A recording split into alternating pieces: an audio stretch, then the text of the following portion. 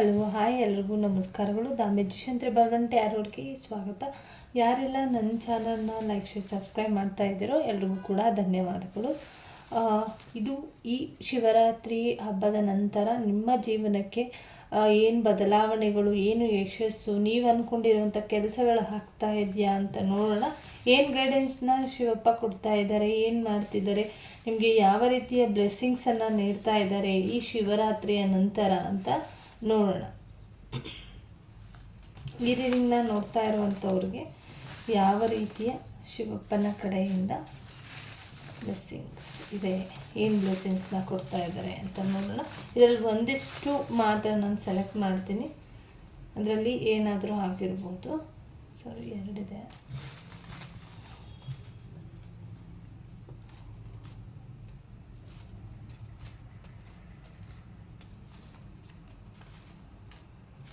ಓಂ ನಮಃ ಶಿವಾಯ ಅಂತ ಪ್ರಾರ್ಥನೆಯನ್ನು ಮಾಡ್ಕೊಳ್ಳಿ.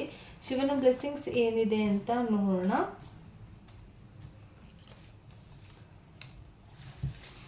ಇಷ್ಟಕ್ಕೆ ಸದ್ಯಕ್ಕೆ ಬೇಡ, ಅದರಲ್ಲಿ ಯಾವ ರೀತಿಯ ಬ್ಲೆಸ್ಸಿಂಗ್ಸ್ನ ಕೊಡ್ತಾ ಇದ್ದಾರೆ ಅಂತ. ಮೊದಲನೇದಾಗಿ ಹನುಮಾನ್ ಆಶೀರ್ವಾದನ ಪಡ್ಕೊಳ್ಳಿ. ನಿಮಗೆ ಆಲ್ಮೋಸ್ಟ್ ಎಲ್ಲ ಸಮಸ್ಯೆಗಳು ಮುಗಿಯುವಂಥದ್ದು, ಸಮಸ್ಯೆಗಳೆಲ್ಲದಕ್ಕೂ ಮುಕ್ತಿ ಸಿಗುತ್ತೆ ಅಂತ ಶಿವನಿಂದ ಸಿಗ್ತಾ ಇರುವಂಥದ್ದು.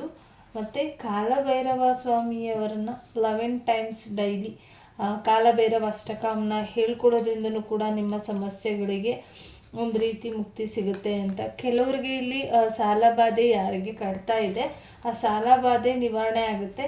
ದಯವಿಟ್ಟು ಕಾಲಭೈರವ ಅಷ್ಟಕಮ್ನ 11 ಟೈಮ್ಸ್ 11 ಸಲ ಹೇಳಿಸ್ಕೊಡಿ ಅಂತ ಬಂದಿದೆ. ಇಲ್ಲಿ ಕಾಲಭೈರವ ದೇವರ ಆರಾಧನೆಯಿಂದ ಸಮಸ್ಯೆಗಳು ಪರಿಹಾರ ಆಗುತ್ತೆ ಅಂತ ಬಂದಿದೆ.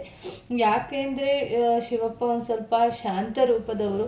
ಕಾಲಭೈರವರು ಎಲ್ಲನೂ ಕೂಡ ತುಳಿದು ಕಾಲಕ್ಕೆ ತಕ್ಕಂತೆ, ಕಾಲಕ್ಕೆ ಸಿಕ್ಕಂಥ ಹೊಸ ಕರ್ಮಗಳೇನಿದೆ ಅದನ್ನು ಸ್ಟ್ರಾಂಗ್ ಆಗಿ ನಿಲ್ಲಿಸುವಂಥ ಶಕ್ತಿ ಇರೋದು ಸದ್ಯಕ್ಕೆ ಕಾಲಭೈರವ ಸ್ವಾಮಿಯವರಿಗೆ. ಹಂಗಾಗಿ ಅವ್ರನ್ನ ಜಾಸ್ತಿ ಆರಾಧನೆಯಿಂದ ಈ ವರ್ಷದಲ್ಲಿ ನಿಮಗೆ ಒಂದಿಷ್ಟು ಹನುಮಾನ ಆಶೀರ್ವಾದನ ಪಡ್ಕೊಳ್ಳೋದ್ರಿಂದ ಮತ್ತು ಕಾಲಭೈರೇಶ್ವರ ಸ್ವಾಮಿಯವರ ಆರಾಧನೆ, ಪ್ರಾರ್ಥನೆ, ಕಾಲಭೈರವ ಅಷ್ಟಕಂನ ಪ್ರಾರ್ಥನೆ ಮಾಡೋದ್ರಿಂದ ಒಂದಿಷ್ಟು ಸಾಲ ಬಾಧೆಗಳು ಕಡಿಮೆ ಆಗುತ್ತೆ ಅಂತ ಬಂದಿರುವಂಥದ್ದು. ಮತ್ತು ಹೊಸ ಮನೆ ತಗೊಳ್ಳುವಂಥ ಯೋಚನೆ ಯಾರಿಗೆಲ್ಲ ಇದ್ದೀರೋ ಹೊಸ ಮನೆ ತಗೊಳ್ಳುವಂಥ ಸಾಧ್ಯತೆಗಳು ಕೂಡ ಇದೆ ಅಂತ ಬಂದಿರುವುದು.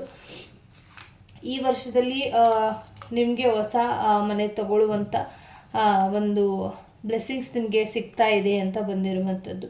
ನೀವು ಇಷ್ಟನ್ನು ಮಾಡ್ಕೊಂಡು ಬಂದರೆ ಕಾಲಭೈರವ ಆಂಜನೇಯನ ಪ್ರಾರ್ಥನೆ ಮಾಡಿಕೊಂಡು ಕಾಲಭೈರವ ಅಷ್ಟಕಮ್ನ 11 ಟೈಮ್ ಹೇಳ್ಕೊಂಡ್ರೆ ಒಂದಿಷ್ಟು ಸಾಲಬಾಧೆಗಳು ಕಡಿಮೆ ಆಗುತ್ತೆ. ನಿಮಗೆ ಸಾಲಬಾಧೆಗಳು ಆಲ್ಮೋಸ್ಟ್ ಕಡಿಮೆ ಆದವು ಅಂತ ಅಂದರೆ ಅದ್ರ ಜೊತೆ ಇಲ್ಲಿ ಕಾಲಭೈರವನ ಹಂಗೆ ಆರಾಧನೆ ಮಾಡ್ಕೊಳ್ತಾ ಹೋದಷ್ಟು ನಿಮಗೆ ನೀವು ಅಂದ್ಕೊಂಡಿರೋ ರೀತಿಯಲ್ಲಿ ಒಂದು ಹೊಸ ಮನೆ ಕನಸುಗಳು ನಿಮ್ಗೆ ಇರ್ಬೋದು.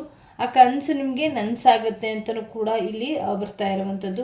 ದೇವಿಯ ಆಶೀರ್ವಾದನೂ ಕೂಡ ತುಂಬ ಅವಶ್ಯಕತೆ ಇದೆ. ಯಾಕೆಂದರೆ ದೇವಿನೂ ಕೂಡ ಇಲ್ಲಿ ಪಾರ್ವತಿ ದೇವಿ, ಶಿವ ಪಾರ್ವತಿಗೆ ಸಂಬಂಧಪಟ್ಟಿರುವಂಥದ್ದಾಗಿದ್ದರೆ ತಂದೆ ಎಷ್ಟು ಮುಖ್ಯ ಇರುತ್ತೆ, ತಾಯಿನೂ ಕೂಡ ಅಷ್ಟೇ ಮುಖ್ಯ ಆಗಿರುತ್ತೆ. ಹಂಗಾಗಿ ಇಲ್ಲಿ ತಾಯಿಯ ಆಶೀರ್ವಾದನ, ದೇವಿಯ ಆಶೀರ್ವಾದನ ಪಡ್ಕೊಳ್ಳೋದ್ರಿಂದನೂ ಕೂಡ ನಿಮಗೆ ಒಂದು ಒಳ್ಳೆಯ ರೀತಿಯ ಬ್ಲೆಸ್ಸಿಂಗ್ಸ್ ನಿಮಗೆ ಸಿಗುತ್ತೆ ಅಂತ ಬಂದಿರುವಂಥದ್ದು. ಅದರಲ್ಲೂ ಪಾರ್ವತಿ ದೇವಿಯ ಆಶೀರ್ವಾದನೇ ನೀವು ಪಡ್ಕೊಳ್ಳೇಬೇಕು ಅಂತ ಕೂಡ ಇದೆ. ಪಾರ್ವತಿ ದೇವಿಗೆ ಸಂಬಂಧಪಟ್ಟಿರೋ ರೀತಿಯಲ್ಲಿ ಯಾವುದೇ ಆಗಿರ್ಬೋದು, ಅಮ್ಮ ಎಲ್ಲರೂ ಕೂಡ ಅಮ್ಮ ಒಂದೇ ಆಗಿರೋದ್ರಿಂದ ಮೊದಲು ಗಣೇಶನ ಅನುಗ್ರಹನೂ ಕೂಡ ನೀವು ಪಡ್ಕೊಳ್ಬೇಕು. ಯಾಕೆಂದರೆ ಇಡೀ ಫ್ಯಾಮಿಲಿ ಬ್ಲೆಸ್ಸಿಂಗ್ಸ್ ಇದ್ದಷ್ಟು ನಿಮಗೆ ನೀವು ಅಂದ್ಕೊಂಡಿರುವಂಥ ಕೆಲಸಗಳು, ಕಾರ್ಯಗಳನ್ನು ತುಂಬ ಯಶಸ್ವಿಯಾಗಿ ಮಾಡೋದಕ್ಕೆ ಸಾಧ್ಯ. ಮತ್ತು ಮನಸ್ಸಿಗೆ ಒಂದು ಸ್ವಲ್ಪ ಶಾಂತಿ ಕೂಡ ನಿಮಗೆ ಸಿಗುತ್ತೆ ಇಷ್ಟು ಮಾಡ್ಕೊಂಡು ಬಂದಿದ್ದಲ್ಲಿ ಅಂತಲೂ ಕೂಡ ಇದೆ. ಮನಸ್ಸಿಗೆ ಇನ್ನು ಮುಂದಿನ ದಿನಗಳಲ್ಲಿ ಇಷ್ಟು ಮಾಡಿದರೆ ಅಂದರೆ ಒಂದೊಂದಾಗಿ ನೀವು ಇಲ್ಲಿ ನನಗೆ ಕ್ಲಿಯರಾಗಿ ತೋರಿಸ್ತಿದ್ದಾರೆ. ಫಸ್ಟ್ ನೀವು ಏನು ಮಾಡಬೇಕು ಅಂತ ಹೇಳ್ತಿದ್ದಾರೆ ಅಂತ ಅನ್ನಿಸ್ತಿದೆ.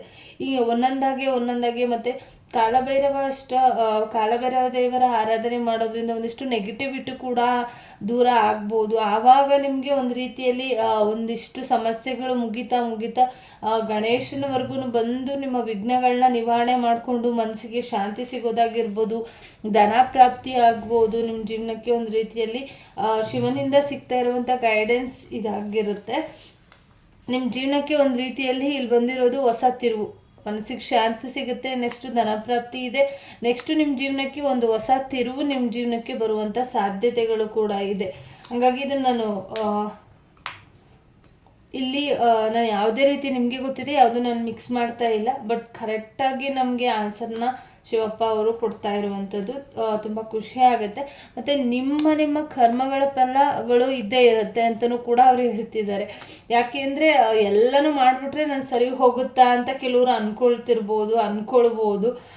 ಇಲ್ಲಿ ಆದರೆ ನಿಮ್ಮ ಜೀವನಕ್ಕೆ ಹೊಸ ತಿರುವು ಸಿಗುತ್ತೆ ಅಂತ ಅಂದ್ಕೊಂಡ ತಕ್ಷಣ ನೀವೇನೇ ಪ್ರೆಸೆಂಟ್ ಏನೇ ಒಂದು ತಪ್ಪುಗಳು ನಿಮ್ಗೆ ಗೊತ್ತಿಲ್ಲದೋ ಮಾಡಿರ್ಬೋದು, ನನಗೆ ಗೊತ್ತಿಲ್ಲ.